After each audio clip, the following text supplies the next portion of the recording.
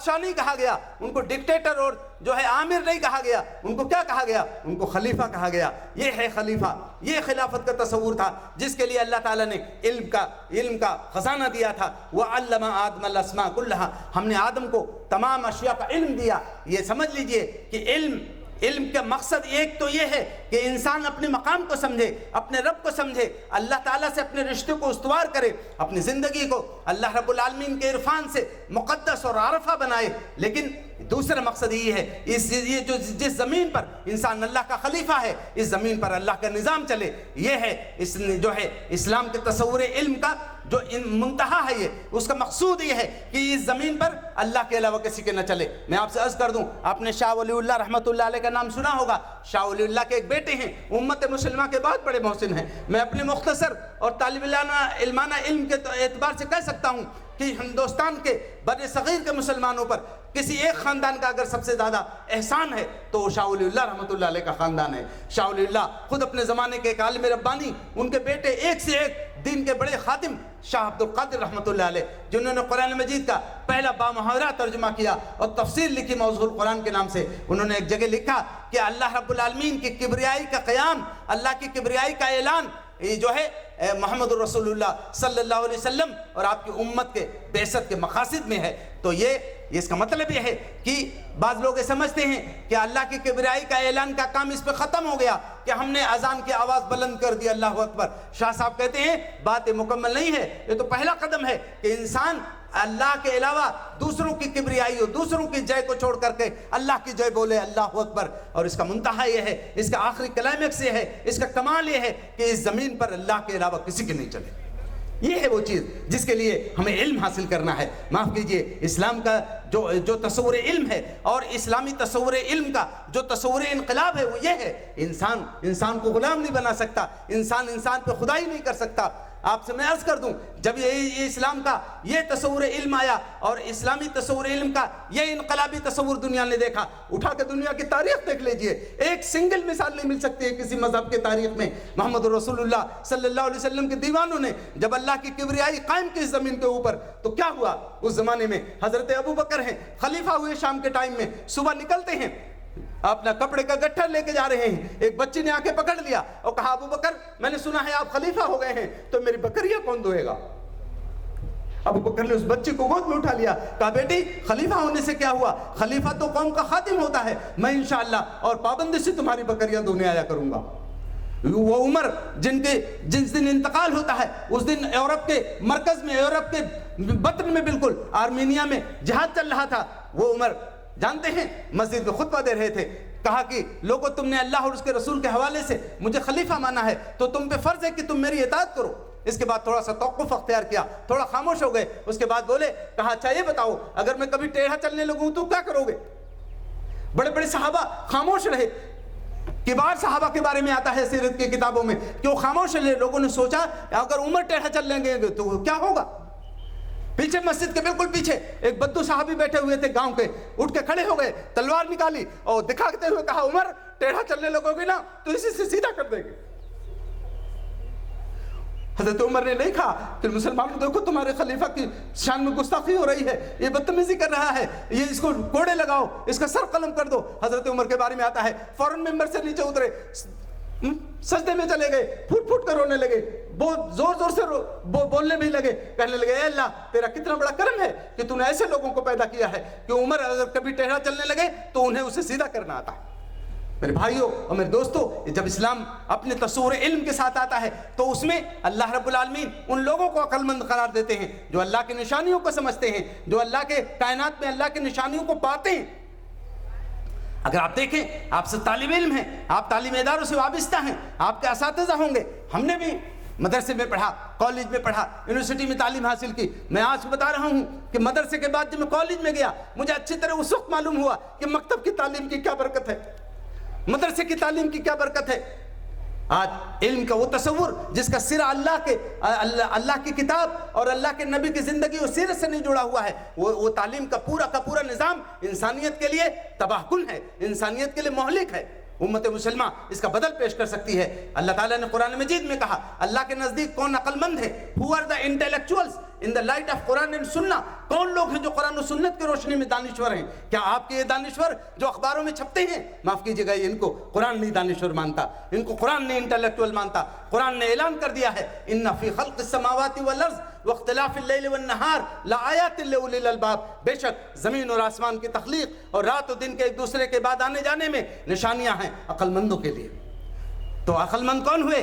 جو رات اور دن کی آمد میں، زمین اور آسمان کی پیدائش میں اللہ کی نشانیوں کو پاتے ہیں. they are the intellectuals, they are the اولی الالباب. یہاں لفظ اولی الالباب استعمال ہوا ہے، یہاں عربی زبان کے لوگ موجود ہیں، علماء موجود ہیں. میں اشارتاً ایک بات عرض کرنی چاہتا ہوں، عربی زبان میں یہ ایک استعارتی جو لفظ ہے اولی الالباب. اولی الالباب ان لوگوں کو کہا جاتا ہے جو سمندر کی تہوں میں اتر کر کے موتی تلاش کرتے ہیں.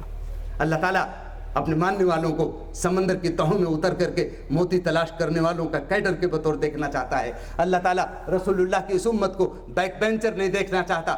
دنیا کی قومیں جب بینچوں پہ بیٹھ کر کے اور صفوں میں بیٹھ کر کے علم اور جو ہے اختصار اور اسپیشلائزیشن کی کوششیں کر رہی ہوں، تو محمد رسول اللہ صلی اللہ علیہ وسلم کی امت پچھلی بینچ پہ بیٹھ کر کے بڑی مایوسی اور شکستگی کے ساتھ دنیا کی قوموں کو دیکھ رہی ہو. معاف کیجیے، رسول اللہ سے نسبت کی توہین ہے یہ.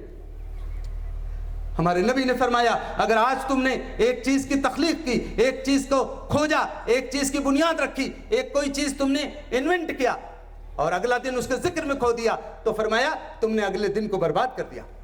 اسلام کا جو کریٹو اپروچ ہے وہ یہ ہے کہ اگر اللہ کے نبی نے فرمایا اگر تمہیں قیامت کی واضح نشانیاں نظر آ جائیں، بالکل واضح نشانیاں نظر آ جائیں اور تمہارے ہاتھ میں کوئی پودا ہو تو اس کو لگا دو.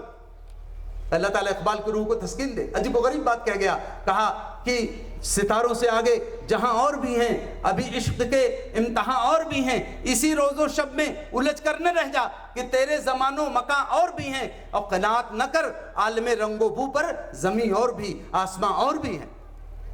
معاف کیجئے، جہاں اسلام اپنے ماننے والوں کو افق در افق علم اور اختصاص اور ریسرچ اور دنیا کی کائنات کی قوتوں کو واشگاف کر کے اللہ تعالیٰ کے دین کی سربلندی و غلبے کے لیے اس پورے کیڈر کو تیار کرنا چاہتا ہے، آج وہ امت علم کے معاملے میں دوسری قوموں کی مقتدی بننے کے پوزیشن میں نہیں ہے. معاف کیجئے، آج جو لوگ دنیا کو لیڈ کر رہے ہیں، دنیا میں جن کا غلبہ ہے، ان کے بارے میں بھی اقبال نے بڑا زوردار تبصرہ کیا. تبصرہ ان کو یقیناً تلخ لگ سکتا ہے، لیکن اقبال تو اسلام کا دیوانہ ہے، رسول اللہ صلی اللہ علیہ وسلم کا دیوانہ ہے. اقبال نے کہا کہ جس نے سورج کی شعاؤں کو گرفتار کیا، زندگی کی شب تاریک سحر کر نہ سکا، ڈھونڈنے والا ستاروں کی گزرگاہوں کا اپنے افکار کی دنیا میں سفر کر نہ سکا، اپنی حکمت کے خم و پیچ میں الجھا ایسا آج تک فیصلے نفع و ضرر کر نہ سکا. آپ کن کی دو طرف للچا کے دیکھ رہے ہیں؟ میں اپنے عزیز نوجوانوں سے کہنا چاہتا ہوں، یہ دنیا کے جو دنیا کو جو ہے لوٹنے والے، دنیا کا استحصال کرنے والے، اپنے خونی پنجوں سے جو دنیا کے قاتل بنے ہوئے ہیں، ان کی نقالی کرنے کی کوشش نہ کرو. میرے عزیز دوستو اور میرے ساتھیوں، آپ محمد رسول اللہ کے امتی ہیں. محمد رسول اللہ صلی اللہ علیہ وسلم رحمت للعالمین بن کے آئے. ان کا نظام تعلیم بھی رحمت، ان کا نظام ثقافت بھی رحمت، ان کا نظام صلح و جنگ بھی رحمت. میں تو پورے یقین کے ساتھ یہ بات کہتا ہوں، رحمت للعالمین صلی اللہ علیہ وسلم اگر کسی وقت میں دنیا میں تلوار بھی اٹھاتے ہیں تو وہ بھی ان کے رحمت للعالمین کی دلیل. ہم اس پیغمبر کی امت ہیں. آج میں آخری بات جو آپ سے کہنی چاہتا ہوں، ایک ایسے حالات میں جب پوری دنیا میں امت مسلمہ رسول اللہ کی امت بلبلا رہی ہو اور اسے اپنے مستقبل تک کا اندیشہ لگ رہا ہو، ایسے میں امت مسلمہ کے نوجوانوں کی بہت بڑی ذمہ داری ہے، اور وہ اللہ کی کتاب کی روشنی میں، رسول پاک کے دیے ہوئے تصور علم اور تصور نظام تعلیم کی روشنی میں وہ اپنے آپ کو پرفیکٹ کریں، مضبوط کریں. اور وہ حدیث ہمارے ساتھی نے ابھی ایک بات کہی تھی کہ علم ہتھیار ہے. یہ کوئی ان کی بات نہیں تھی میرے عزیز ساتھی کی، یہ اللہ کے پیغمبر کی حدیث ہے. قاضی العیاض نے اپنی حدیث کے مشہور منتخبات میں اس حدیث کو نقل کیا. لمبی حدیث ہے، 17 باتیں ہیں اس حدیث کے اندر. پہلا جملہ ہے اس کا جو اقرا بسم ربک الذی خلق سے ملتا جلتا ہے. فرمایا نبی پاک صلی اللہ علیہ وسلم نے، یہ حدیث حضرت علی رضی اللہ عنہ سے روایت ہے، فرمایا اللہ کے نبی صلی اللہ علیہ وسلم نے المعرفت راس مالی، اللہ کی معرفت میرا راس المال ہے، میری اصل متاع ہے، اللہ کی پہچان، اللہ کی معرفت. اسی حدیث میں آگے فرمایا العلم سلاحی، علم میرا ہتھیار ہے. علم میرا ہتھیار ہے، کیا مطلب؟ اگر ہتھیار سے کیا ہوتا ہے؟ آدمی اپنا دفاع کرتا ہے اور اقدام کرتا ہے. معاف کیجئے، آج جب کہ نظریات باطلہ کی دنیا میں باطل نظریات کی الغار ہے، امت مسلمہ کی نسل کیسے بچے گی؟ معاف کیجئے، علم کے زیور سے نہیں بچ سکتی ہے۔ میں پورے وثوق کے ساتھ کہتا ہوں، جس زمانے میں دلی میں اور لکھنؤ میں آپ کی اردو زبان ترقی کر رہی تھی، اور جس زمانے میں ہمارے لوگ قصیدہ و مرثیہ لکھ رہے تھے، اس زمانے میں اردو زبان کے بارے میں اور جو ہے لوگوں نے جو خدمات انجام دی، میں ان کی خدمات کا منکر نہیں ہوں، لیکن میں جانتا ہوں جب قوم غلام ہوتی ہے تو اس غلامی کا اثر اس کے ادب پہ بھی پڑتا ہے، اس کی ثقافت پہ پڑتا ہے، اس کی فکر پہ بھی پڑتا ہے۔ جب اردو زبان ترقی کر رہی تھی لکھنؤ، دلی اور حیدرآباد کی گلیوں میں، مسلمان بدترین زوال کے دور سے گزر رہا تھا، تو اسے یہ حدیث نہیں یاد آئی، اس نے یہ نہیں کہا علم میرا ہتھیار ہے۔ ہمارے ادبا و شعراء نے کیا کہا؟ علم کا زیور ہے، علم کے زیور سے نئی نسل کو آراستہ کیجیے۔ میں بہت ادب کے ساتھ عرض کر رہا ہوں، ہمارے حضور سے زیادہ فصیح نہ کوئی شاعر ہے نہ کوئی ادیب ہے۔ حضرت ابوبکر رضی اللہ عنہ کو مخاطب کر کے نبی پاک صلی اللہ علیہ وسلم نے فرمایا انی افصح منکم، میں تم میں سب سے زیادہ فصیح ہوں۔ وہ پیغمبر جو فصاحت جس کے جملوں پہ قربان ہے، کیا آپ نہیں کہہ سکتے تھے العلم زینتی، علم میری زینت ہے؟ زینت کا لفظ قرآن میں آیا، احادیث میں آیا، آپ کہہ سکتے تھے العلم زینتی، لیکن قربان جائیے محمد رسول اللہ صلی اللہ علیہ وسلم نے فرمایا العلم سلاحی، علم میرا ہتھیار ہے۔ علم کے ہتھیار سے میں اپنا دفاع کرتا ہوں، نظریاتی دفاع، طبعی دفاع، جو ہے ظاہری دفاع بھی کرتا ہوں، اور علم کے ہتھیار سے میں جو ہے نظریاتی اقدام کرتا ہوں، آئیڈیولوجیکل آفینس کرتا ہوں، اور طبعی اور فزیکل آفینس بھی کرتا ہوں۔ علم کے ہتھیار سے یہ آفینس ممکن ہے۔ معاف کیجئے، اس کے آگے کا جملہ عجیب و غریب ہے، وہ دنگیز جملہ ہے۔ آپ نے فرمایا وہ شوق مرکبی، شوق اور طلب میری سواری ہے۔ میں علم کے ہتھیار سے لیس ہو کر کے شوق و طلب کی سواری پہ سوار ہو کر کے چلا کرتا ہوں۔ آج امت مسلمہ اگر اپنی پیغمبر کے ان دونوں جملوں کو حرز جا بنا لے کہ ہم اس پیغمبر کی امت ہیں جو علم کے ہتھیار سے لیس ہوتے ہیں اور شوق و طلب کی اور کیوریسنس کی جو ہے سواری پہ سوار ہو کے چلتے ہیں، انشاءاللہ امت مسلمہ کے یہ مایوس کن دن ختم ہو جائیں گے۔ میں آپ سے بطور خاص ایک بات کہنی چاہتا ہوں، بچپن میں نے کبھی یہ چیز پڑھی تھی۔ آج ہمارے پاس سب کچھ ہے، ہمارے پاس قرآن ہے، قرآن مجید ہے، احادیث مبارکہ ہیں، پوری اسلامی تاریخ ہے، صحابہ کے جانفشانیوں اور جو ہے ان کے قربانیوں کے تاریخ ہے، لیکن معاف کیجئے امت مسلمہ کی نئی نسل کو نہیں معلوم ہے۔ میں نے بچپن میں کبھی پڑھا تھا کہ ایک آبادی تھی، اس کے کنارے جو ہے ایک راستہ تھا، راستے کے کنارے ایک چھوٹی سی جگہ تھی، ایک فقیر اس اونچی سی جگہ پر بیٹھ کر کے ٹیلا سا تھا، ایسے چھوٹا سا بنا تھا اونچا سا، اس میں بیٹھ کے بھیک مانگا کرتا تھا، لوگوں سے 8 آنا 4 آنا 1 روپیہ مانگا کرتا تھا۔ مدت تو مانگتا رہا، ایک بار بیمار ہو گیا تو زبان سے بولنے سے قاصر ہو گیا، لیکن بیٹھا تھا تو لوگ 4 آنا 10 آنا پھینکا کرتے تھے۔ کچھ دنوں بعد لوگوں نے محسوس کیا کہ وہاں جو پیسے پھینکے جاتے ہیں وہ اس کو اٹھاتا بھی نہیں ہے اب، تو لوگوں نے جا کے دیکھا تو وہ مر چکا تھا۔ لوگوں نے کھولا، تھوڑا اس کے اوپر جو گدڑی پڑی ہوئی تھی تو اس کی لاش جگہ جگہ سے چیتھڑی بن چکی تھی، جو پھٹ چکی تھی، سڑ چکی تھی۔ لوگوں نے اطلاع کیا کارپوریشن کے لوگوں کو، وہ آئے، انہوں نے دیکھا حالت بہت خراب ہے، بدبو پھیلے گی، جراثیم پھیل جائیں گے، وبا پھیل سکتی ہے، تو کہا کہ اس کو یہیں دفن کر دو۔ تو اسی قریب میں ایک گڈھا گہرا کھودا جانے لگا، تھوڑا سا 1.5-2 فٹ اندر کھودا، 2-3 فٹ، تو کھن کھن کی آواز آنے لگی۔ جب اس کو لوگوں کو تعجب ہوا، زیادہ بڑا گہرا کھودا گیا، تو اس کے بعد اس کی لاش کو تو دوسری طرف کیا، اس کے نیچے ایک بہت بڑا ڈیگ تھا، اور ڈیگ میں اشرفیاں بھری ہوئی تھیں، جواہرات بھرے ہوئے تھے، اور اس اشرفیوں اور جواہرات کے ڈھیر پہ بیٹھ کر کے وہ فقیر 25 سال سے بھیک مانگ رہا تھا۔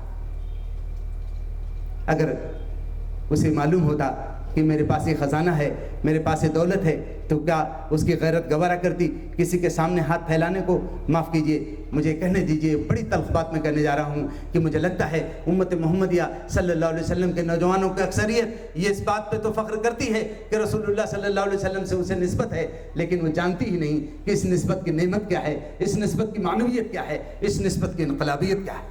ہمیں اس کو جاننا ہے۔ میرے عزیز دوستوں اور عزیز ساتھیوں، ہمارا حال جو کچھ ہے اس پہ میں ایک تعبیر پیش کرتا ہوں بہت ہی ادب کے ساتھ، اپنے بزرگوں کے خدمت میں معذرت کے ساتھ۔ میں نے کبھی پڑھا ایک لطیفہ پڑھا تھا، وہ آپ کو سنا دیتا ہوں۔ آپ کے طبع نازو پہ گرا نہ گزرے تو کچھ اس سے سمجھنے کی کوشش کرنی چاہیے۔ آج جب پوری دنیا میں مسلمانوں میں غلاموں کی خو اور بو پیدا ہو گئی ہے، غلامانہ ہمارا مزاج اور ہماری طبیعتیں غلامانہ ہو گئی ہیں، تو دنیا میں ہمیں آزادی کی بھی کہیں فضا ملتی ہے۔ کچھ لوگ ہمیں انقلابیت کی بھی طرف پکارتے ہیں تو ہم اس پہ کان نہیں رکھتے۔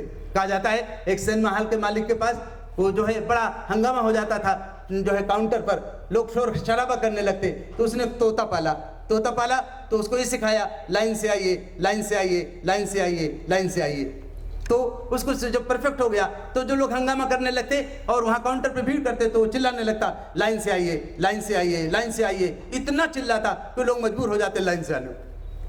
ایک موقع پر کسی دن اس کا پنجرا کھلا ہوا تھا، وہ اڑ گیا فضا میں، تو دوسرے پرندے جو ہے اس طرح جو قیدی پرندے ہوتے ہیں ان سے ان کو ایک دوری پیدا ہو جاتی ہے فطرتاً، تو اس کو نوچنے کے لیے دوڑے، اس کو جو ہے تنگ کرنے کے لیے، نوچنے کے لیے جب دوسرے پرندے دوڑے اس کے اوپر، تب بھی بول رہا تھا لائن سے آئیے، لائن سے آئیے، لائن سے آئیے، لائن سے آئیے۔ میرے عزیز ساتھیوں، یہ امت مسلمہ کی خوبو اگر بن جائے تو اس سے زیادہ شرم کی بات اور کوئی نہیں ہو سکتی ہے۔ اور میں اپنے نوجوانوں سے بات کرنی چاہتا ہوں، محمد رسول اللہ صلی اللہ علیہ وسلم جو ساری انسانیت کے محسن اور ساری انسانیت کے جو ہے رہنما بنا کے بھیجے گئے تھے، اسی امت کے ایک حساس شاعر نے 20ویں صدی کے بالکل اواخر میں ایک شعر کہا، میری مراد حفیظ چچا سے ہے۔ حفیظ میرٹھی نے بڑی عجیب بات کہا میدان کارزار میں آئے وہ قوم کیا، جس کا جوان آئینہ خانے میں رہ گیا۔ اللہ تعالیٰ مجھے توفیق دے، آپ کو توفیق دے، اس ملک کے جو لوگ جو پڑھے لکھے ہیں ان کو بھی توفیق دے، جو نہیں پڑھ سکے ہیں ان کو بھی توفیق دے کہ اسلام کا جو کنسپٹ آف نالج ہے اس کو سمجھیں، اس کنسپٹ آف نالج کے نتیجے میں وہ اللہ رب العالمین سے جڑیں اور اس دنیا میں بڑے بنیں۔ معاف کیجئے، جب تک انسان اللہ سے نہیں جڑے گا انسان بڑا نہیں بن سکتا ہے، انسان چھوٹا ہی رہے گا، انسان اپنے کو ذلیل کرتا رہے گا۔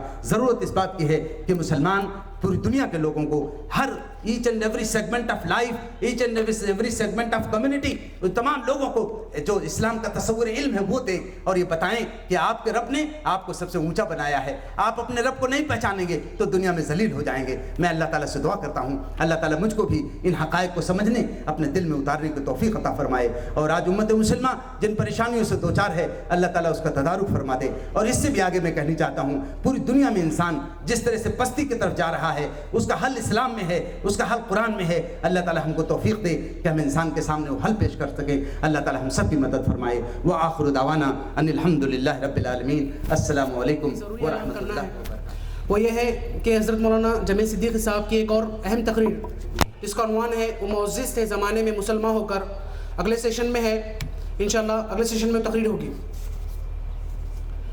اب میں ایک ترانہ پیش کرنے کے لیے برادر عادل سے گزارش کرتا ہوں کہ آپ کے سامنے آئیں اور ترانہ پیش کریں۔ برادر عادل۔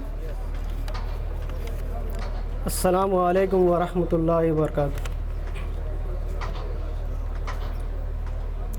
کبھی اے نوجوان مسلم تدبر بھی کیا تو نے، وہ کیا گردو تھا تو جس کا ہے ایک ٹوٹا ہوا تارا۔ کبھی اے نوجوان مسلم تدبر بھی کیا تو نے، وہ کیا گردو تھا تو جس کا ہے ایک ٹوٹا ہوا تارا۔ تجھے اس قوم نے پالا ہے آغوش محبت میں، تجھے اس قوم نے پالا ہے آغوش محبت میں، کچل ڈالا تھا جس نے پاؤں میں تاجے سرے دارا۔ کبھی اے نوجوان مسلم تدبر بھی کیا تو نے، وہ کیا گردو تھا تو جس کا ہے ایک ٹوٹا ہوا تارا۔ تمدن آفریق خلاق آئینے جہانداری، تمدن آفریق خلاق آئینے جہانداری، وہ صحرائے عرب یعنی شتر بانوں کا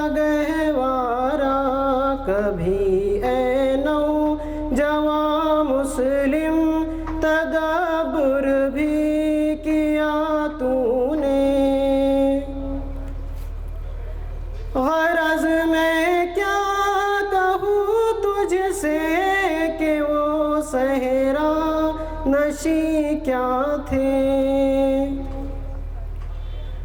غرض میں کیا کہوں تجھ سے کہ وہ صحرا نشی کیا تھے، جہانگیرو جہاں دارو جہاں بانو جہاں، کبھی اے نوجوان مسلم تدبر بھی کیا تو نے، وہ کیا گردو تھا تو جس کا ہے ایک ٹوٹا ہوا تارا، اگر چاہوں تو نقشہ کھینچ کر الفاظ میں رکھ دوں،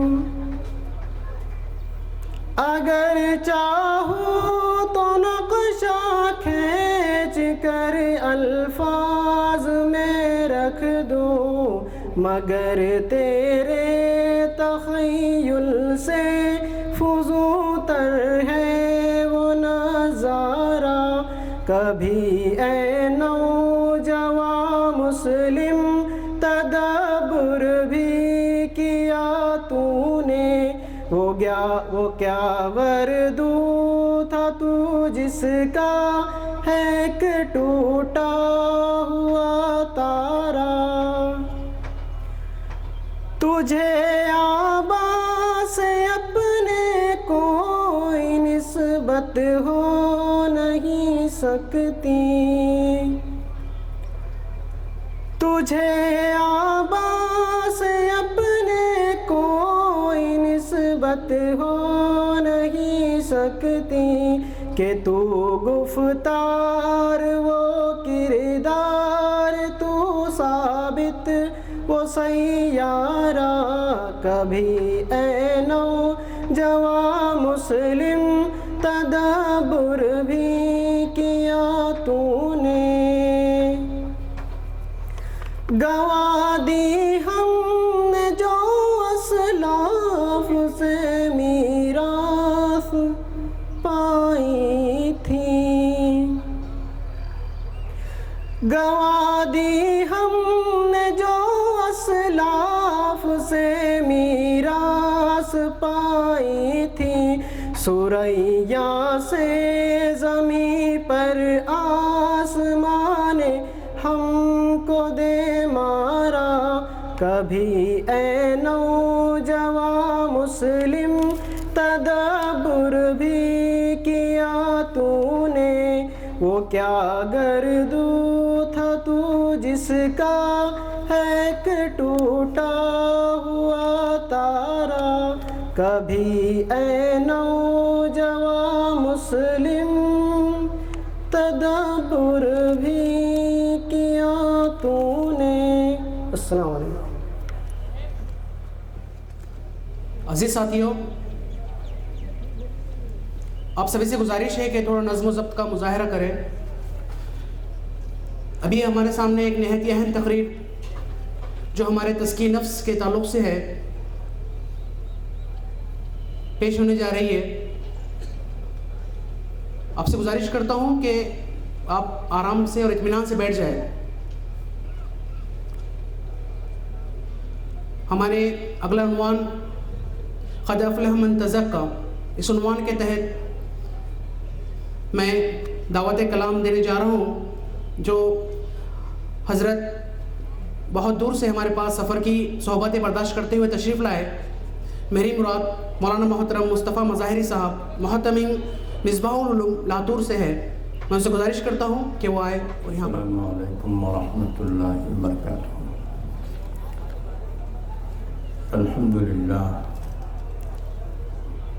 الحمدللہ رب العالمین، والصلاة والسلام علی نبینا محمد وعلی آلہ وصحبہ اجمعین، اما بعد، فاعوذ باللہ من الشیطان الرجیم، بسم اللہ الرحمن الرحیم،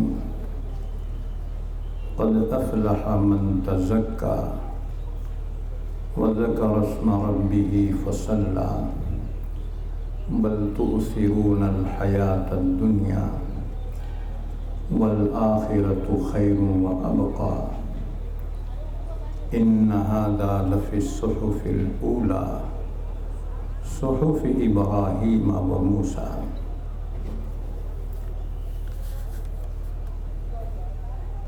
معزز ترین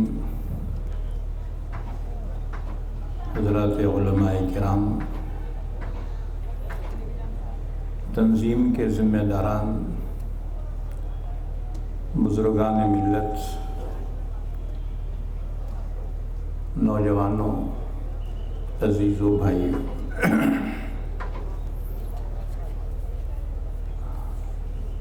آج کا جو میرے لیے منتخبہ عنوان ہے قد افلح من تزکا، قرآن پاک کی یہ آیت مبارکہ ہے. اس میں تحت میں 3 عنوانات ہیں. ایک عنوان تو ہے فلاح کا مفہوم کیا ہے، قد افلح، فلاح کیا ہے. اور دوسری چیز فکری و عملی گمراہیوں سے پاکیزگی، من تزکا.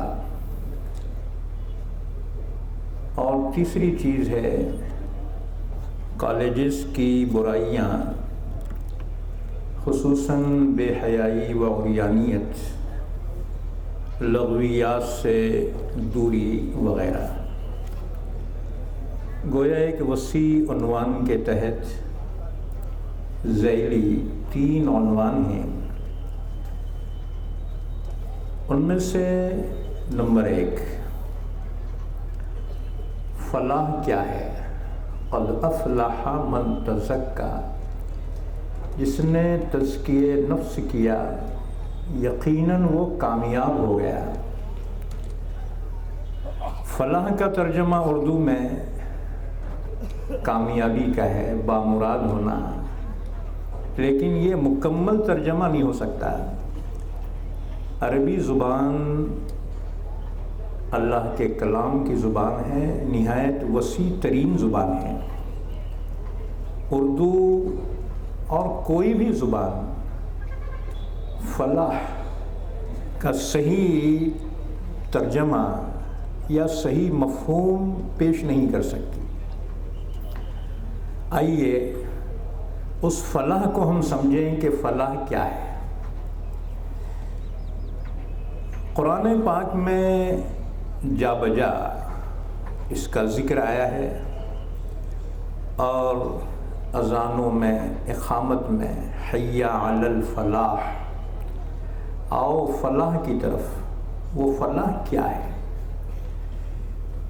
یاد رکھیے یہ لفظ فلاح جتنا مختصر ہے اتنا ہی یہ جامع ترین ہے. کوئی انسان اس سے زیادہ کی خواہش کر ہی نہیں سکتا کہ انسان کے خواہشوں کی آخری انتہا وہ فلاح ہے. ظاہر بات ہے قرآن نے جب فلاح کہا ہے تو وہ کامل اور مکمل ہی ہوگی. اب اس کو سمجھو کہ وہ کامل اور مکمل فلاح کیا ہے. کامل اور مکمل فلاح یہ ہے کہ انسان کو اس کی ہر مراد حاصل ہو جائے، کوئی مراد باقی نہ رہے. انسان کو اس کی ہر مراد حاصل ہو اور ہر تکلیف دور ہو، کہ کوئی تکلیف ہی نہ رہے.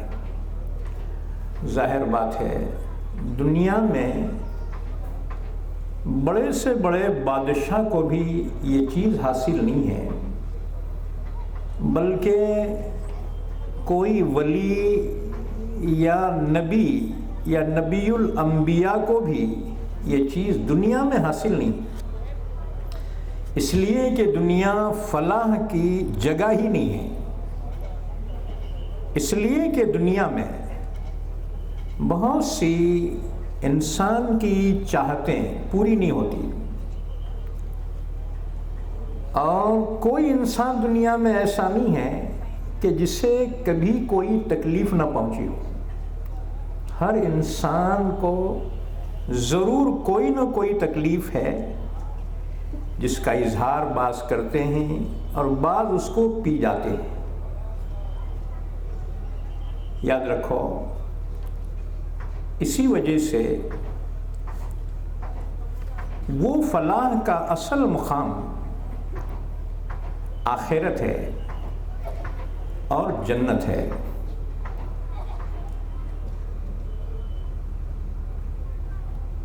کسی نے دنیا والوں کے متعلق کہا، یہ دنیا رنج و راحت کا غلط اندازہ کرتی ہے، یہ دنیا رنج و راحت کا غلط اندازہ کرتی ہے، خدا ہی خوب واقف ہے کہ کس پر کیا گزرتی ہے۔ دنیا میں کوئی نہیں ہے کہ جسے فلاح کامل حاصل ہو چکی ہو، کہ اس کا یہ مقام ہی نہیں ہے، اس کا مقام آخرت ہے۔ اب یاد رکھو، فلاح کامل حاصل کرنے کے لیے اللہ رب العزت نے کچھ کنڈیشن بیان کیے ہیں۔ ایک مقام پر ایمانیات کو بیان کرتے ہوئے اس کا نتیجہ فلاح بیان کیا ہے، دوسرے مقام پر ایمان اور اعمال کو بیان کرتے ہوئے اس کا نتیجہ فلاح بیان کیا ہے۔ مثلا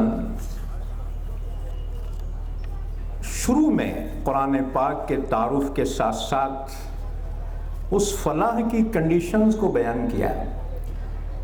الف لام میم ذالک الکتاب لا ریب فیہ ھدی للمتقین الذین یؤمنون بالغیب وَيُقِيمُونَ الصَّلَاةَ وَمِمَّا رَزَقْنَاهُمْ يُنْفِقُونَ وَالَّذِينَ يُؤْمِنُونَ بِمَا أُنْزِلَ إِلَيْكَ وَمَا أُنْزِلَ مِنْ قَبْلِكَ وَبِالْآخِرَةِ هُمْ يُوقِنُونَ أُولَئِكَ عَلَى هُدًى مِّن رَّبِّهِمْ وَأُولَئِكَ هُمُ الْمُفْلِحُونَ۔ ایمان باللہ، ایمان برسالت اور ایمان بالآخرت کے حاملین کے لیے اللہ نے بشارت دی، اولئک علی ھدی من ربہم واولئک ھم المفلحون، یہی لوگ اپنے رب کی جانب سے ہدایت پر ہیں اور یہی لوگ کامل فلاح پانے والے ہیں۔ اسی طرح سے دوسرے مقام پر ایمان کے ساتھ اعمال کی بھی کنڈیشن لگا کر اللہ نے اس پر فلاح کی بشارت دی۔ سورہ مومنون کی ابتدائی آیتیں، قد افلح المؤمنون، یقیناً ایمان والے فلاح پا گئے۔ کون ایمان والے؟ ان کی صفات اللہ نے بیان کی، الذین هم فی صلاتهم خاشعون، جو اپنی نماز کی پابندی کرتے ہیں، اس میں خشوع خضوع کا بھی اہتمام کرتے ہیں۔ والذین هم عن اللغو معرضون، فضولیات سے اپنے آپ کو بچاتے ہیں۔ والذین هم للزکاة فاعلون، اور وہ لوگ ہیں جو اپنے نفسوں کا تزکیہ کرنے والے ہیں۔ یہاں زکوٰۃ کے دو معنی مفسرین نے بیان کیے ہیں، ایک تو وہ زکوٰۃ جو اسلام کا رکن ہے، اور ایک زکوٰۃ کے معنی یہاں پر تزکیہ مراد ہے، دل کی صفائی، دل کی پاکی۔ والذین هم لفروجہم حافظون، جو اپنی شرمگاہوں کی حفاظت کرنے والے، وہی ایمان والے کامیاب۔ الا علی ازواجہم او ما ملکت ایمانہم فانہم غیر ملومین۔ ہاں، اپنی بیویاں نکاح کی یا اپنی ملکیت کی باندیاں یہ حلال کی گئی ہیں۔ فَمَنِ ابْتَغَىٰ وَرَاءَ ذَلِكَ فَأُولَٰئِكَ هُمُ الْعَادُونَ، جو ان کے علاوہ حرام جگہ پر اپنی خواہشات پوری کرنے کی کوشش کرے گا تو وہ ایسے ہی لوگ حد سے تجاوز کرنے والے۔ یہ کنڈیشن لگائی اللہ تعالیٰ نے سورہ مومنون میں۔ بہرحال یہ فلاح کامل کا مقام دنیا نہیں ہے، آخرت ہے۔ اسی وجہ سے دیکھو، جب خوش نصیب بندے جنت میں داخل ہوں گے تو ان کی زبان پر یہ کلمات ہوں گے، الحمدللہ الذی اذہب عنا الحزن ان ربنا لغفور شکور الذی احلنا دار المقامت من فضلہ، یعنی شکر ہے اللہ کا جس نے ہم سے غم کو دور کیا۔ جنت میں پہنچ کر ہی غم دور ہوگا۔ بہشت آ جائے کہ آزارے نہ باشد، کسے را با کسے کارے نہ باشد۔ تو اصل فلاح کامل کا مقام وہ جنت ہے۔ اور دنیا، اللہ رب العزت نے ایک جگہ فرمایا کامیاب کون ہیں؟ فَمَنْ زُحْزِحَ عَنِ النَّارِ وَأُدْخِلَ الْجَنَّةَ فَقَدْ فَازَ وَمَا الْحَيَاةُ الدُّنْيَا إِلَّا مَتَاعُ الْغُرُورِ، جو جہنم سے بچا لیا گیا اور جنت میں داخل کیا گیا، اللہ نے فرمایا یقیناً وہ کامیاب ہو گیا۔ فَمَنْ زُحْزِحَ عَنِ النَّارِ وَأُدْخِلَ الْجَنَّةَ فَقَدْ فَازَ وَمَا الْحَيَاةُ الدُّنْيَا إِلَّا مَتَاعُ الْغُرُورِ، دنیا تو دھوکے کا سامان ہے۔ یہ دنیا میں فلاح کامل حاصل نہیں ہو سکتی، فلاح کامل تو وہیں پہ حاصل ہوگی۔ اللہ رب العزت نے بندوں کے لیے وہی احکامات دیے ہیں جو بندوں کو فلاح کامل تک پہنچانے والے ہیں، اور انہی چیزوں سے اللہ نے منع کیا ہے جو اس فلاح سے انسان کو محروم کرنے والے۔ آئیے اس سلسلے کے احکامات میں سے ایک حکم اللہ نے فرمایا قد افلح من تزکا، یقیناً کامیاب ہو گیا وہ شخص جس نے اپنا تزکیہ کیا۔ عربی گرامر میں تزکا یہ باب تفاعل سے ہے، جس کے اندر مشقت ہے، بتکلف کسی چیز کو کرنا، تو معلوم ہوا کہ یہ چیز یوں ہی حاصل نہیں ہوگی، اس کے لیے کچھ مشقت بھی ہوگی۔ تزکیہ یوں ہی نہیں ہوتا، اس کے لیے کچھ مشقت ہوتی ہے، انسان کو کچھ صبر کرنا پڑتا ہے۔ لیکن اللہ نے وعدہ فرمایا، بشارت دی ہے، والذین جاہدوا فینا لنہدینہم سبلنا وَإِنَّ اللَّهَ لَمَعَ الْمُحْسِنِينَ، جو لوگ ہماری راہ میں مجاہدہ کرتے ہیں، جد و جہد کرتے ہیں۔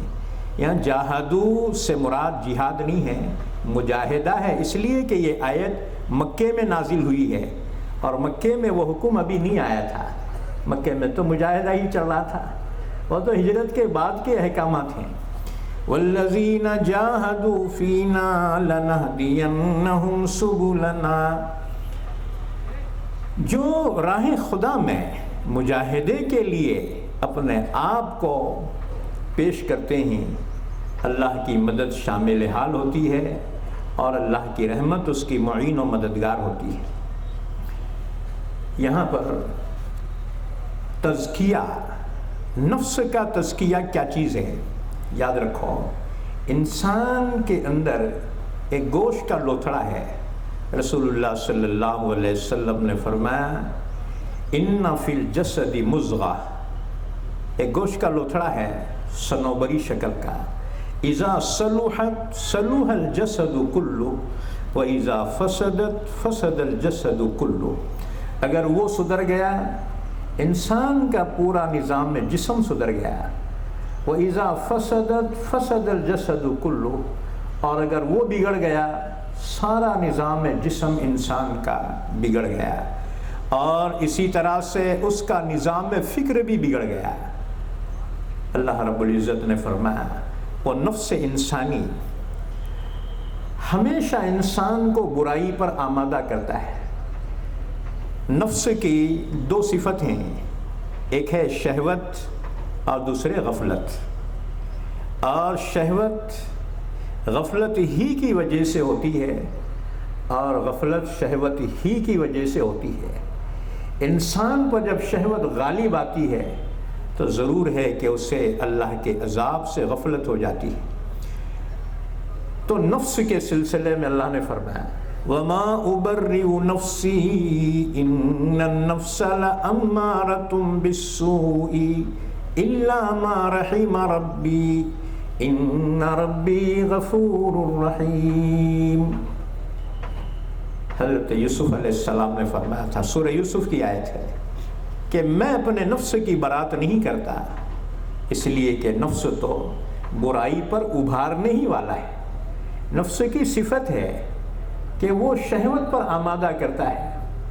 اسی لیے نبی کریم صلی اللہ علیہ وسلم نے ایک موقع پہ خطاب فرمایا یا معشر الشباب من استطاع منکم الباءۃ فلیتزوج فإنه أغض للبصر وأحسن للفرج ومن لم يستطع فعليه بالصوم فإنه له وجاء.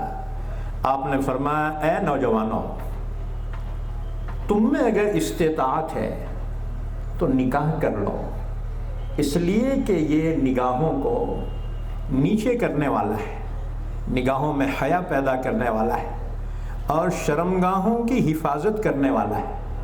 خواہشات انسانی فطرت انسانی میں رکھی گئی ہیں، اس کو کچلنے کا حکم نہیں دیا کہ اس کو کچلنا تو رہبانیت ہے. لا رہبانیت فی الاسلام، بے نکاح رہنا، راہب اور سنیاسی بن کر رہنا اسلام میں نہیں ہے، بلکہ خواہشات کی تکمیل کا حکم دیا. لیکن اس کے ساتھ ساتھ یہ بھی پابند کیا کہ حلال ذریعے سے خواہشات کی تکمیل ہو، حرام کے ذریعے سے نہ. حرام ذریعے کو زنا قرار دیا. اللہ رب العزت نے فرمایا ایک مقام پہ قرآن پاک میں وَلَا تَقْرَبُوا الزِّنَا، یاد رکھو زنا کے قریب مت جاؤ. إِنَّهُ كَانَ فَاحِشَةً وَسَاءَ سَبِيلًا، اس لیے کہ یہ بے حیائی ہے اور یہ سماج کے لیے بہت برا راستہ ہے. جو سماج اس بے حیائی پہ چل پڑے اس سماج کی تباہی میں بربادی میں کوئی کسر باقی نہیں رہتی. دنیا کی قوم یورپین کسی زمانے میں تو عورت کو انہوں نے کوئی ویلیو نہیں دیا. اس کے بعد جب وہاں پر عریانیت اور بے حیائی کا طوفان آ گیا تو پھر خاندان بکھر گئے اور جوانیاں برباد ہو گئیں. اتنی آزادی، اتنی عریانیت. آج یورپ اگر کسی چیز سے پریشان ہے تو اسی چیز سے پریشان ہے. یاد رکھو جو قوم اس راستے پہ چل پڑتی ہے وہ تباہ برباد ہوتی ہے. روم، یورپ اسی لیے تباہ ہو گئے کہ یہی ہے اتباع ہوا، خواہشات کی اتباع کرنا. اللہ رب العزت نے فرمایا فَأَمَّا مَنْ طَغَى وَآثَرَ الْحَيَاةَ الدُّنْيَا فَإِنَّ الْجَحِيمَ هِيَ الْمَأْوَى وَأَمَّا مَنْ خَافَ مَقَامَ رَبِّهِ وَنَهَى النَّفْسَ عَنِ الْهَوَى فَإِنَّ الْجَنَّةَ هِيَ الْمَأْوَى وَأَمَّا مَنْ خَافَ مَقَامَ رَبِّهِ، جو اس بات سے ڈرا کہ ایک دن مجھے اللہ کے سامنے کھڑے ہونا ہے، اللہ کو جواب دینا ہے، اور نفس سے، نفس کی مکائد و فریب سے اپنے آپ کو بچائے رکھا، اللہ نے فرمایا بے شک اس کا ٹھکانہ جنت ہے۔ جنت میں داخلے کی کنڈیشن بیان کی گئی کہ جس کے دل میں خوف خدا ہو۔ وَأَمَّا مَنْ خَافَ مَقَامَ رَبِّهِ، ایک دن مجھے اللہ کے سامنے حاضر ہونا ہے، میں کیا جواب دوں گا، اپنے رب کو کیا منہ دکھاؤں گا۔ یہ خوف خداوندی اگر اس کے اندر ہے تو انسان زنا سے اور برائیوں سے بچ سکتا ہے۔ وَنَهَى النَّفْسَ عَنِ الْهَوَى، اور اپنے نفس کو بری خواہشات سے روک دیا۔ فَإِنَّ الْجَنَّةَ هِيَ الْمَأْوَى، تو بے شک جنت اس کا ٹھکانہ ہے۔ دو چیزیں ہیں جو تمام اسلام کا خلاصہ ہیں، ایک ہے ہدا اور ایک ہے ہوا۔ ہوا کی اتباع انسان کو تباہ کرتی ہے، دنیا میں بھی آخرت میں بھی، جہنم میں اسے لے جاتی، اور اتباع ہدا یہ انسان کو دونوں جہاں میں کامیاب کرتی ہے اور اسے جنت میں داخل کرتی ہے۔ تمام آسمانی کتابیں اور تمام پیغمبروں کی تعلیمات کا خلاصہ اتباع ہدا ہے اور اجتناب ہوا ہے۔ اپنے آپ کو ہدایت کے تابع کرنا۔ ہدایت کیا ہے؟ اللہ کا کلام اور رسول اللہ صلی اللہ علیہ وسلم کی حیات مبارکہ، آپ کی احادیث، آپ کی سنتیں، اس کے مطابق اپنے آپ کو ڈھال لینا، اس پر عمل کرنا، یہ اتباع ہدا ہے۔ اور اس کے مقابلے میں اتباع ہوا یعنی اپنی خواہشات کی اتباع کرنا، پھر چاہے وہ حلال ہو یا حرام ہو۔ یاد رکھو، اس لیے اللہ رب العزت نے فرمایا وَلَا تُطِعْ مَنْ أَغْفَلْنَا قَلْبَهُ عَنْ ذِكْرِنَا وَاتَّبَعَ هَوَاهُ وَكَانَ أَمْرُهُ فُرُطًا۔ خبردار اس کی اتباع نہ کرو کہ جس کے دل کو ہم نے اپنی یاد سے غافل کر دیا ہے، جس کے دل میں خوف خدا نہیں، جس کے دل میں ایمان نہیں ہے، ایسوں کی چال نہ چلو، ایسوں کی اتباع نہ کرو۔ وَاتَّبَعَ هَوَاهُ، اور اس نے اپنی خواہش کی اتباع کیا ہے تو اس کی اتباع نہ کرو، وہ اپنے معاملے سے بہت گزر چکا ہے۔ یاد رکھو، اللہ رب العزت نے زنا کے حرام ہونے کو جو بیان کیا، اس کے عنوان پر غور کرو۔ اللہ نے یہ نہیں فرمایا لا تزینوا، بلکہ فرمایا لا تقربوا الزنا، زنا کے قریب بھی نہ جاؤ۔ کیا معنی؟ آیت کے معنی یہ ہیں زنا کے قریب پہنچانے والے جو اسباب ہیں، ان اسباب کے قریب بھی نہ پھٹکو۔ زنا کے اسباب کیا ہیں؟ یاد رکھو، اسلام میں سب سے شدید اگر کوئی سزا ہے تو وہ زنا پر ہے۔ سورہ نور پڑھیے، مطالعہ کیجیے قرآن پاک کا۔ سورہ نور میں اللہ نے اس کی تفصیلات بیان کی ہے۔ سب سے شدید ترین سزا اسلام میں وہ زنا کاری پر ہے، وہ ریپ پر ہے، سب سے بڑی سزا۔ آج دنیا کو اس کا احساس ہوا اور ہر ایک کی آواز اٹھا رہا ہے کہ ایسے مجرم کو سخت سے سخت سزا دو۔ یہی بات قرآن نے اگر 1400 سال پہلے کہی تھی تو بے شک یہ اللہ کا کلام ہے، اصلاح معاشرہ اور انسانیت کی ہدایت کے لیے اللہ نے نازل فرمایا. تو انسان کے رگ رگ سے اللہ واقف ہے. اللہ نے وہی احکامات دیے ہیں جس میں انسان کی فلاح اور کامیابی ہے. قد افلح من تزکا. تو یہ تزکیہ اس لیے ہے کہ انسان کے اندر جو صلاحیت اللہ نے رکھی ہے، دو قسم کی صلاحیت رکھی. وَنَفْسٍ وَمَا سَوَّاهَا فَأَلْهَمَهَا فُجُورَهَا وَتَقْوَاهَا. انسان کے دل میں دونوں صلاحیتیں اللہ نے رکھی. نیکی کی صلاحیت بھی ہے اور بدی کی صلاحیت بھی ہے. لیکن فرمایا قد افلح من زکاها وقد خاب من دساها. جس نے اس نفس کو پاک کیا وہی یقیناً کامیاب ہو گیا، اور جس نے اس کی ایمانی صلاحیت کو خاک میں ملا دیا وہ نامراد اور ناکام ہو گیا. اس لیے اللہ نے زنا کے سلسلے میں جو فرمایا لا تقربوا الزنا، زنا کے قریب بھی نہ جاؤ، یعنی وہ اسباب بھی اختیار نہ کرو. وہ زنا کے اسباب کیا ہیں جس سے قرآن نے منع کیا ہے؟ ایک سبب زنا کا ہے بد نظری، غیر محرم کی طرف دیکھنا. غیر محرم سے مراد یہ ہے کہ کوئی مرد کسی غیر محرم عورت کی طرف نگاہ نہ کرے، اور غیر محرم عورت کسی غیر محرم کی طرف نگاہ نہ کرے. نبی کریم صلی اللہ علیہ وسلم نے فرمایا نظر شیطان کے تیروں میں سے ایک تیر ہے. نظر بہکتی ہے تو دل بہکتا ہے، دل بہکتا ہے تو انسان بہکتا ہے. یہ نظر ہی تو ہے.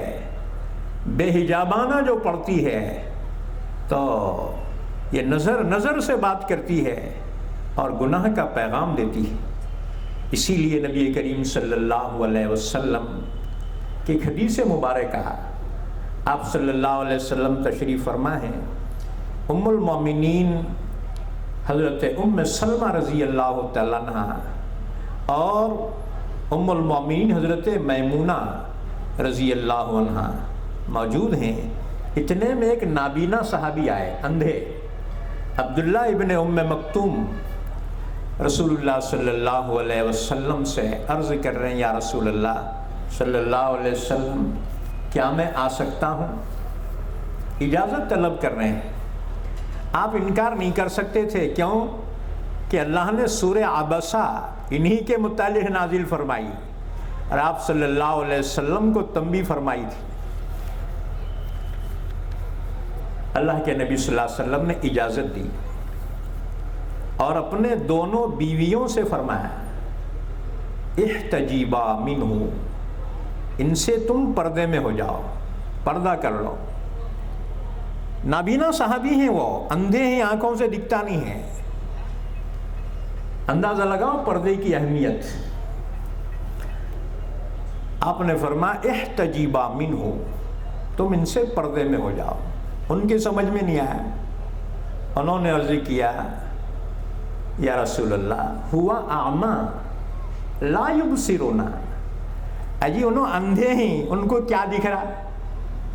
انہوں ہم کو نہیں دیکھ سکتے، پھر ان سے پردہ کیسا؟ ہوا اعمى لا یبصرون. ہماری عقل میں بھی یہی جواب آ سکتا تھا، اندھوں سے کیا پردہ؟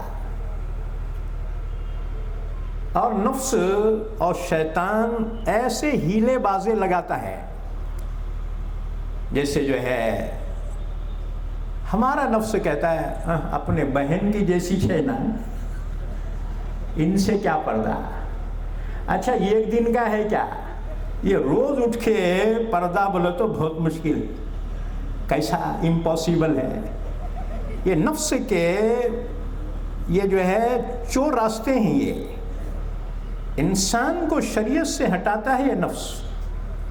وما ابرئ نفسی ان النفس لامارۃ بالسوء. اب عورتیں بھی بولتے نہیں انہوں ہمارے بھائی کے جیسے ہیں جی. یاد رکھو انہیں بھائی کے جیسے رہن دے، انہیں بہن کے جیسا رہن دے. شریعت مطہرہ قیامت تک کے لیے، حالات کے بدلنے سے قرآن نہیں بدلے گا. اِنَّا نَحْنُ نَزَّلْنَا الذِّكْرَ وَإِنَّا لَهُ لَحَافِظُونَ. ہم نے اس ذکر قرآن کو نازل کیا ہے، ہم اس کے محافظ ہیں. اس میں کوئی ترمیم و تبدیل کوئی ایڈ نہیں کر سکتا. اللہ نے جو فرما دیا وہ خالق و مالک کا کلام ہے، قیامت تک کے لیے انسان کی ضروریات کے لیے وہ ہدایت ہے، اس میں کوئی ترمیم و تبدیل نہیں ہو سکتی. بہرحال ان کی سمجھ میں نہیں آیا. حالانکہ ایک مسئلہ سمجھو، قرآن پاک نے دوسری جگہ فرمایا وَأَزْوَاجُهُ أُمَّهَاتُهُمْ، نبی کی بیویاں امت کی مائیں ہیں. اب ظاہر بات ہے آنے والے امتی تھے، یہ تو مائیں ہیں، اولاد کو ماں سے کیا پردہ. اللہ کے نبی صلی اللہ علیہ وسلم نے فرمایا احتجبا منہم، تم ان سے پردے میں ہو جاؤ. معلوم ہوا احترام اپنی جگہ لیکن شریعت کا حکم اپنی جگہ، اس میں تبدیلی نہیں آ سکتی. کیسا کرنا، وہ بازو میں بیٹھتے نا جی ٹیبلہ میں، اب کیسا کرنا، کیا ہمیشہ نقاب ڈال لینا کیا ہے کہ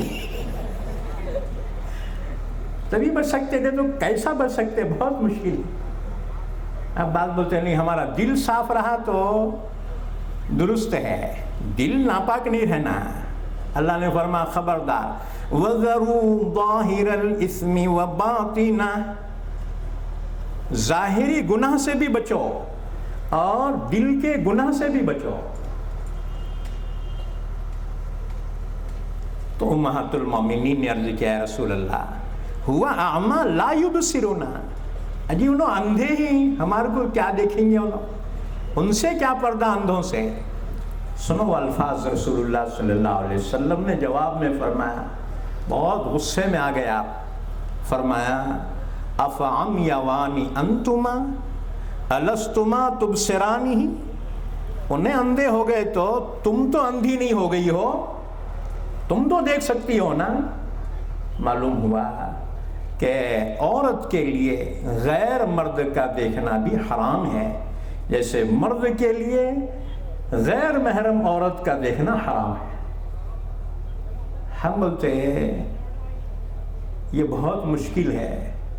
یاد رکھو رسول اللہ صلی اللہ علیہ وسلم نے فرمایا من رآ منکم منکرا فلیغیرہ بیدہ، اگر تم کوئی منکر کو دیکھو، برائی کو یا برائی کے ماحول کو، جیسے آج مکس کلچر ہو گیا ہے، یہ بھی ایک برائی ہے. اسلام اسے اچھائی نہیں سمجھتا بلکہ اسلام مکس کلچر کو برائی سمجھتا ہے. تو پھر اس کو بدلنے کی ضرورت ہے. کیسا بدلنا؟ فَلْيُغَيِّرْهُ بِيَدِهِ، قوت کے ذریعے سے بدلو، اس ماحول کو چینج کرو. اچھا قوت نہیں ہے، پھر فَإِن لَمْ يَسْتَطِعْ فَبِلِسَانِهِ، زبان سے سمجھا کر اس ماحول کو تبدیل کرو. آپ داعی ہیں، اللہ نے آپ کو ایمان کی دولت سے نوازا، لہذا اسلام کا صحیح پیغام، صحیح میسج پہنچنا چاہیے. لوگ غلط فہمی میں شکار ہو گئے. اب لوگ سمجھتے ہیں اسلام بولے تو ہروں کے جیسا ہوں گا، جیسے لوگ جینتی مناتے، ہم بھی ان کے مقابلے میں وچ کر رہے ہیں، اور نام عشق رسول کا. اسلام کا اس سے کوئی مطلب نہیں، کوئی تعلق نہیں ہوتا. تو بہرحال یہ مکس کلچر اسلام میں اس کی کوئی پذیرائی نہیں ہے، یہ برائی ہے. یہ اب لوگ بولتے نہیں جی بہت ترقی کرنا، عورتیں بھی کھاندے سے کھاندہ لگا کے چلنا. میں بولتا ہوں کھاندے سے کھاندہ لگائے تو واندہ ہو جاتا ہے. نہیں ہو رہے واندے؟ ہو رہے ہیں. یاد رکھو اسلام دین فطرت ہے، اور دنیا کی تہذیب یہ فطرت کے خلاف ہے.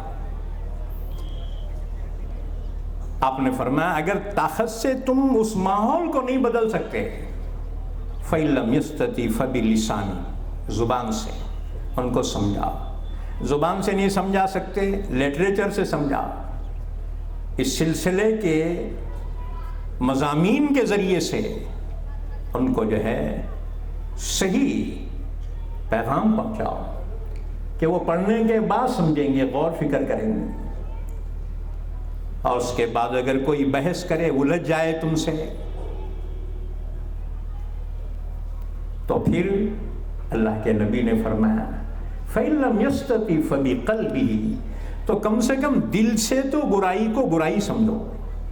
یہ بے حیائی اور یانیت اس قدر عام ہو گئی ہے کہ اس کا روکنا فی الوقت بڑا مشکل نظر آتا ہے، لیکن کم سے کم ہمارے دل میں تو اس کے لیے نفرت ہو اور کوشش کرے سماج کے سدھارنے کی.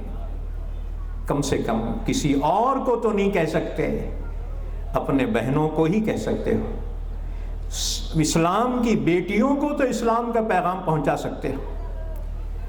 آج کالجز کے، یونیورسٹیز کے جو ماحول ہو گئے ہیں، اللہ حفاظت فرمائے. ایک مقام پہ گیا، طلباء کا، اسٹوڈنٹ کا اسی طرح سے اجلاس تھا. ایک طالب علم نے بڑے افسوس کے ساتھ حالات بیان کیے اور کہا کوئی دن ایسا نہیں گزرتا کہ کوئی مسلم لڑکی کسی غیر مسلم کے ساتھ اپنے تعلقات کو نہ بڑھا رہی ہو، بلکہ لوگ پری پلاننگ یہ کوشش کر رہے ہیں کہ مسلمان لڑکیوں کو بے حجاب کر دیا جائے. اسی لیے ان کے حجاب پر فخرے کسے جاتے ہیں. یاد رکھو، یہ انگلینڈ کا وزیر ہے جیک اسٹرا، اس کا وطن جو ہے، وہاں پہ میں تھا 3 سال لندن میں. تو اس کمبخت نے یہ پردے پر بین لگایا، حالانکہ مسلم ووٹوں سے چن کے آتا ہے. جیک اسٹرا بلیک برن میں رہتا ہے.